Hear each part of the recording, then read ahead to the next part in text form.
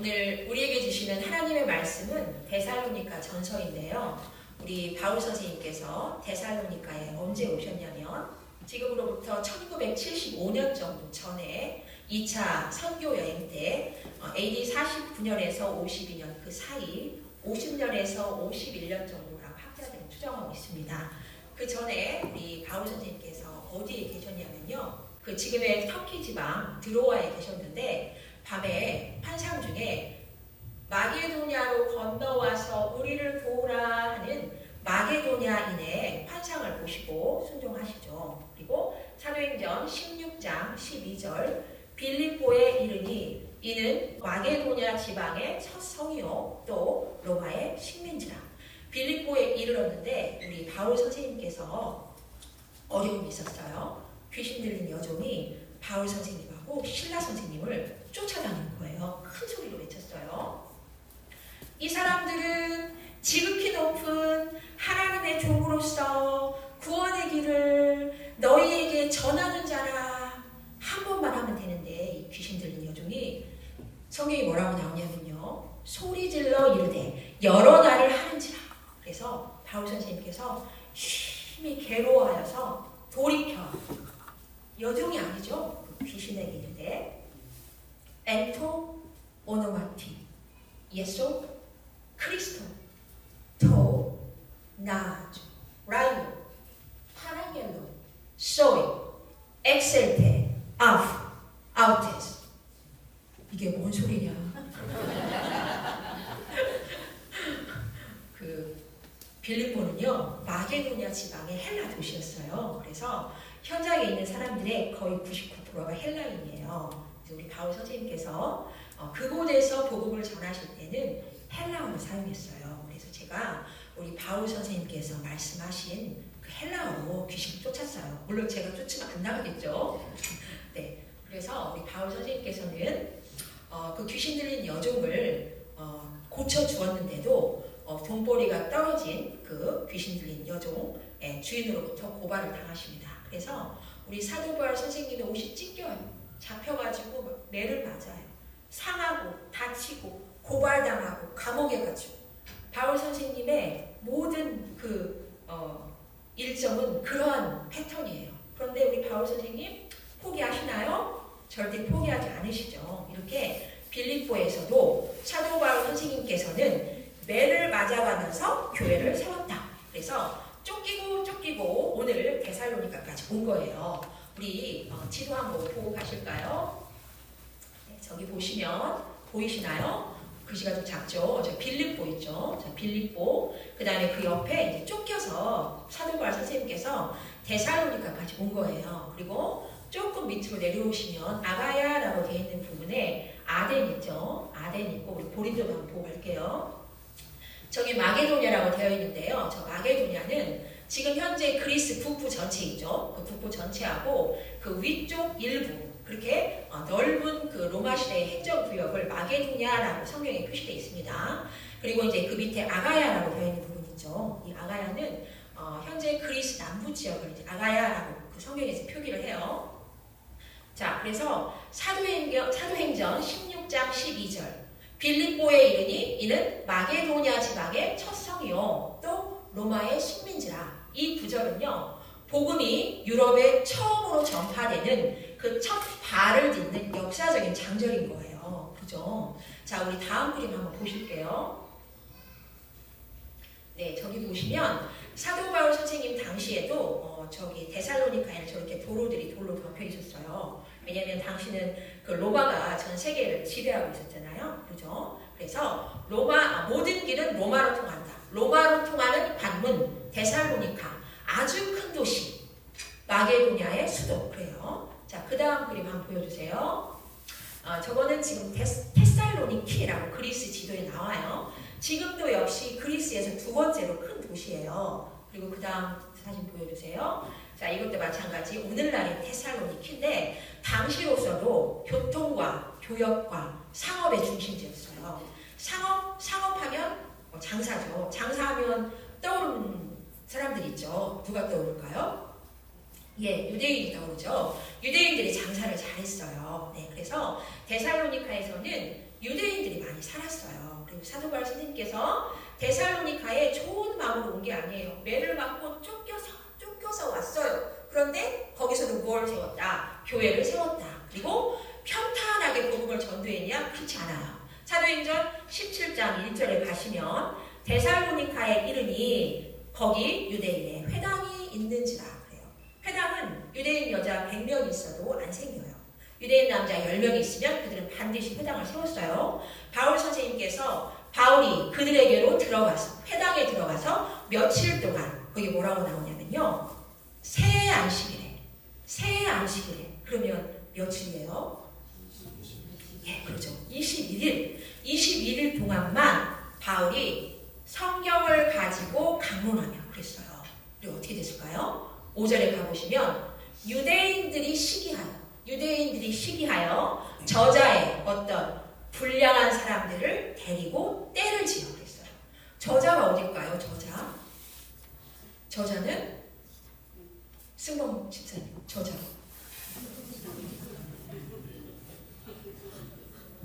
제가 찍었거든요.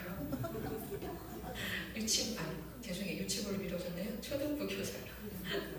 네, 저자는 시장통이에요. 시장통에 불량한 사람들을 시켜서 시장통에 불량배들에게 위협당하고 매를 맞고 3주 만에 쫓겨났어요. 그래서 우리 바울 선생님께서는 그 쫓겨나기까지 데살로니가 사람들에게 복음을 전하고 새 안식일에 성경을 가지고 강론하며 가르쳤어요. 그리고 역시 데살로니가에서도 매를 맞으면서 교회를 세웠다.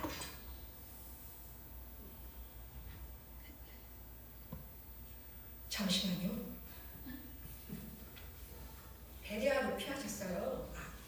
그랬는데 유대인들의 추격이 계속되죠. 그래서 아까 우리 마게도냐 보셨죠? 마게도냐 북쪽 지방에서 아가야 쪽으로 바울 선생님은 지금의 아테네 아시죠? 아덴까지 쫓겨서 왔어요. 그리고 우리 데살로니가 3장 1절에 가시면 이제 바울과 실라 선생님은 아덴에 남아요. 그리고 데살로니가 3장 2절에 보시면 디모데를 파견하죠. 우리 형제 곧 그리스도의 복음을 전하는 하나님의 일꾼인 디모데를 보내노니 어디에? 데살로니가 교회에. 이는 너희를 굳건하게 하고 너희 믿음에 대하여 위로함으로 아무도 이 여러 환난 중에 흔들리지 않게 하려 함이라.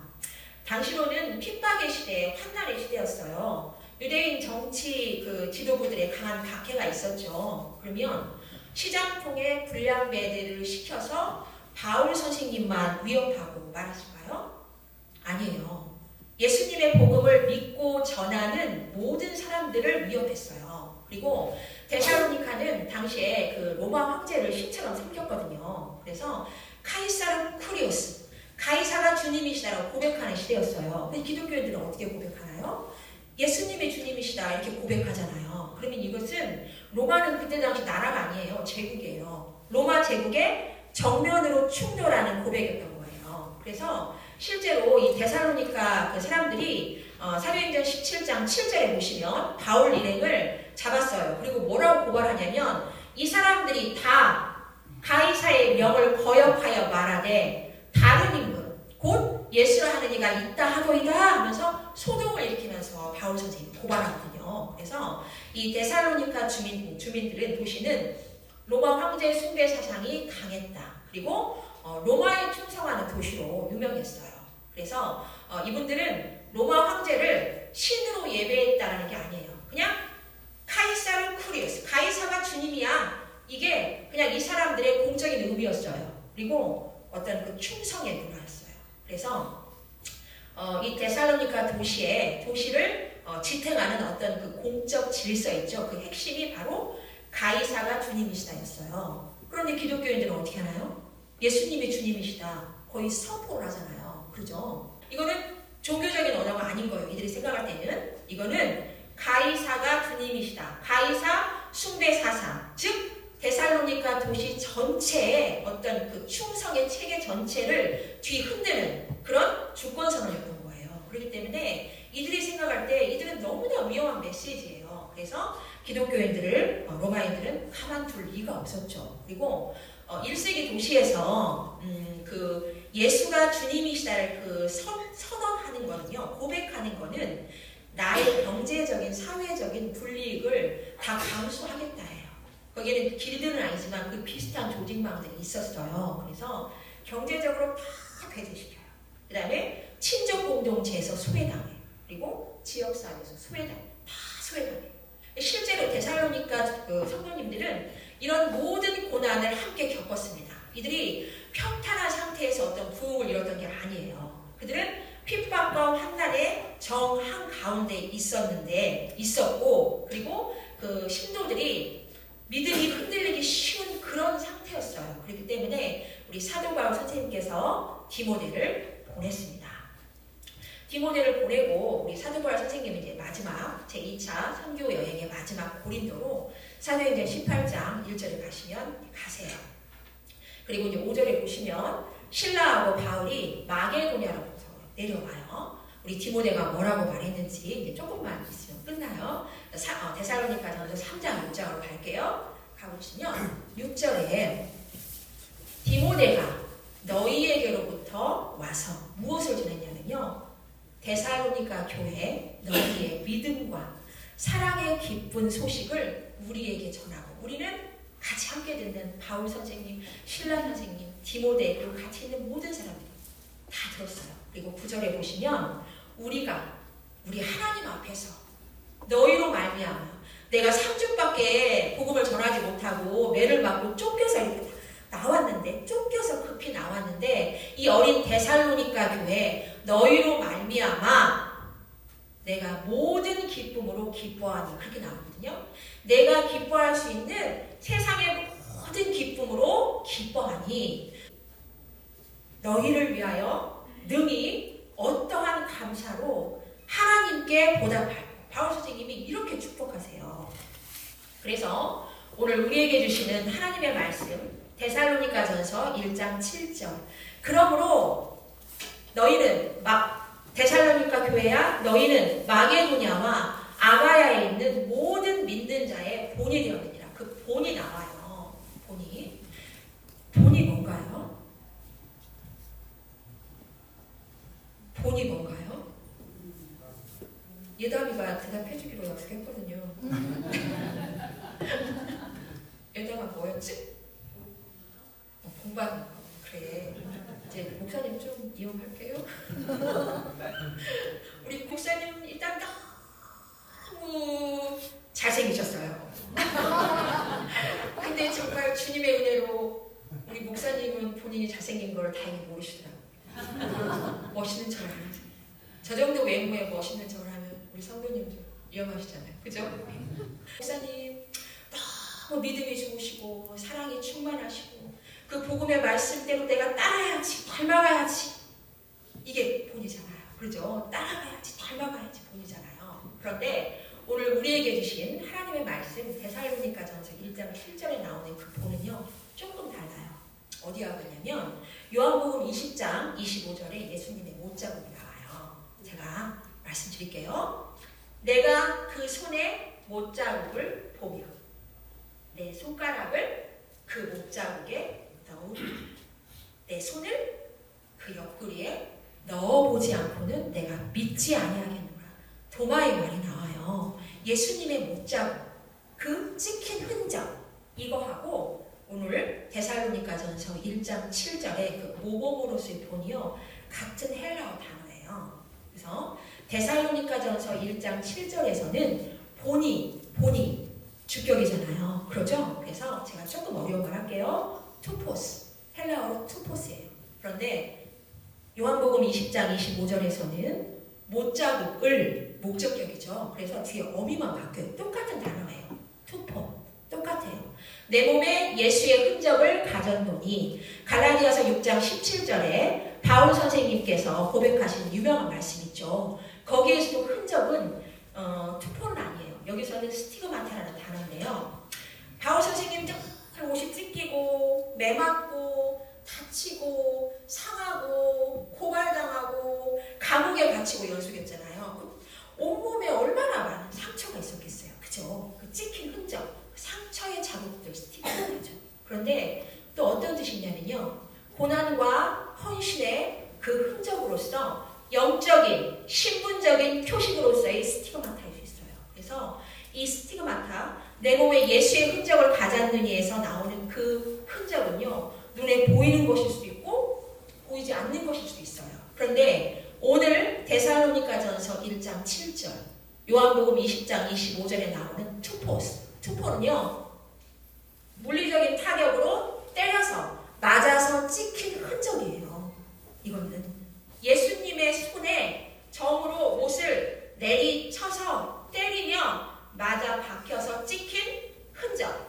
예수님의 손에 못이 찍혀서 박힌 흔적. 그 피로 물든 못자국.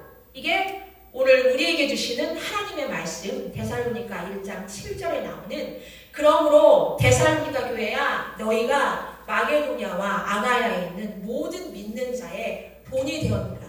그 본하고 똑같은 헬라어 단어예요. 그래서 우리 어린 데살로니가 교회는요.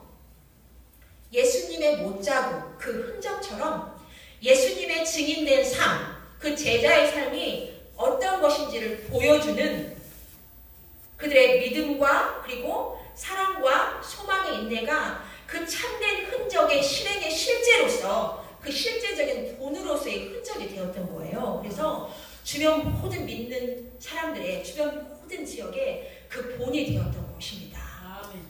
네. 그리고 또 잊어버렸어요. 제가 사실 경험이 없거든요. 죄송합니다. 그래서 우리 예수님의 그 실존 방식은 어떤 것이었을까요? 우리 예수님 본을 우리가 이루어야 하잖아요. 그죠? 우리 예수님의 실존 방식은 혹시 그 선한 능력으로라는 노래 혹시 아실까요? 네, 아시죠? 저도 되게 은혜를 받는 노래인데 우리 방송실 사진 저 노래는 그 1944년 그 돌아가시기 1년 전에 보네퍼가 옥중에서 약혼녀하고 가족들에게 썼던 그 시가 있어요. 그 시를 후대 사람들이 이제 노래로 만든 거거든요. 그래서 이 보네퍼는 아까 그 보였던 사진은 1930년에서 40년대 활동한 모습이에요.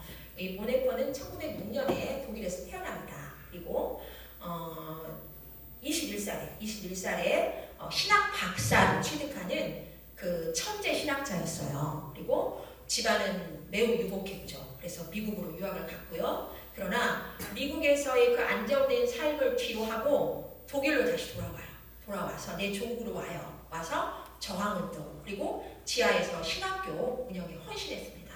그리고 1945년 4월 9일 날 돌아가시는데 사형당하는 거예요. 제2차 세계대전이 1945년 5월 8일 날 종식되거든요. 태평양 전쟁보다 조금 앞에서 종식이 돼요. 그러니까 전쟁이 끝나기 딱 한 달 전에 독일이 항복하기 딱 한 달 전에 안타깝게도 우리 보네퍼 선생님이 그 사형장에서 이제 그 이슬이 되시는 거예요. 그런데 이분이 죽기까지 강조했던 게 뭐냐면요. 예수님의 제자직이에요. 예수님의 제자직. 그래서 나를 따르라는 책을 썼거든요. 1937년에 31살의 나이에 썼는데 8년 뒤에 돌아가시죠. 거기에서 나오는 게 뭐냐면 당시로는 그 히틀러 체제잖아요. 히틀러 정부 체제인데 독일 교회들은 그냥 협조를 하거나 나치 정권에 협조를 하거나 아니면 침묵하는 분위기였어요. 그런데 우리 보네퍼 선생님께서는 예수님의 실존 방식 그대로 예수님의 실존 방식 타짜를 위한 삶으로 살아가는 타짜를 위한 삶 세상을 향해서 하나님 앞에 호랑대로 하나님 앞에 서라 너 안에 있는 갇힌 존재 독일어로 보기에 인지히자이라고 나와요.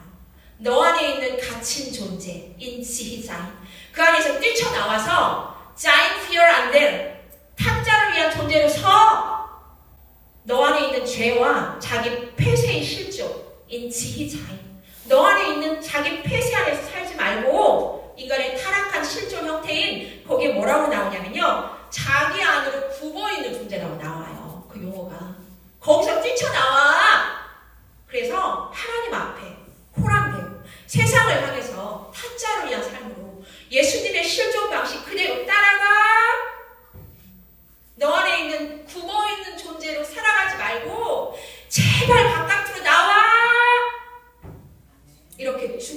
레치가 독일이 항복하기 한 달 전에 39살의 어린 나이로 끝까지 죽기까지 예수님의 제자직을 외쳤어요. 그러다 사형을 당하시는데요.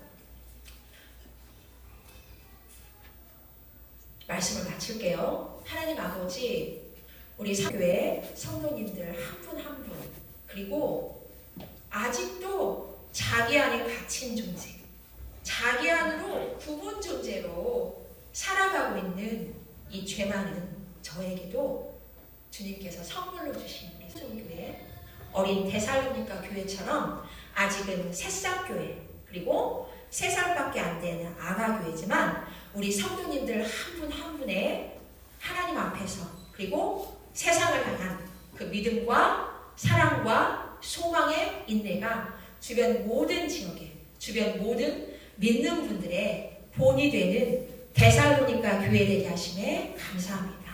아멘.